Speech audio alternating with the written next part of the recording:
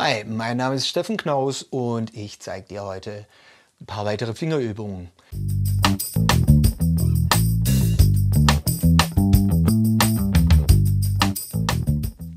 Grundsätzlich geht es darum, die Finger möglichst nah am Griffbrett zu behalten, pro Bund einen Finger zu verwenden und vielleicht zusätzlich auch den Wechselschlag von der rechten Hand mitzuüben, wenn hier links alles klappt. Falls du das erste Video noch nicht gesehen hast, schau es dir an bei mir auf dem YouTube-Kanal.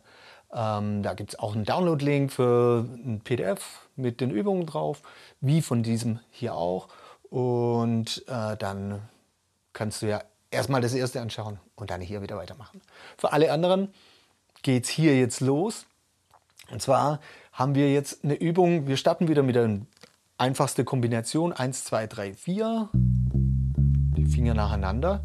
So, jetzt springen wir von der E-Seite über die A-Seite zur D-Seite. Ja? Also wir spielen erster, zweiter, dritter, vierter Finger auf der E-Seite. Dann gehen wir zur D-Seite, erster, zweiter, dritter, vierter Finger.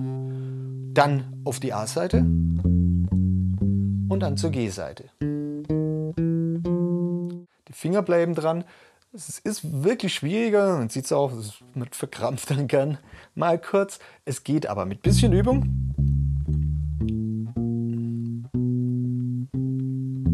Kannst ruhig beide Töne gleich klingen lassen, dann merkt man auch, dass die Finger wirklich richtig dran sind. Das ist immer das Schwierigste hier. So, dann geht es wieder zurück.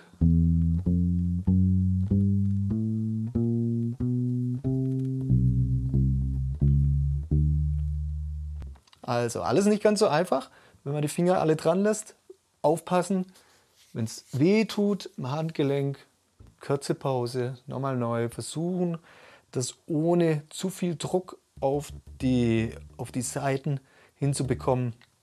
Nicht, dass man sich da Schmerzen zuführt, das soll nicht sein. Es ist klar, dass es nicht ganz so einfach am Anfang geht, aber mit ein bisschen Übung wird es immer besser und es führt dazu, dass man die Finger wirklich immer schön am Griffbrett dran hat und immer in Position ist, um eine Note spielen zu können.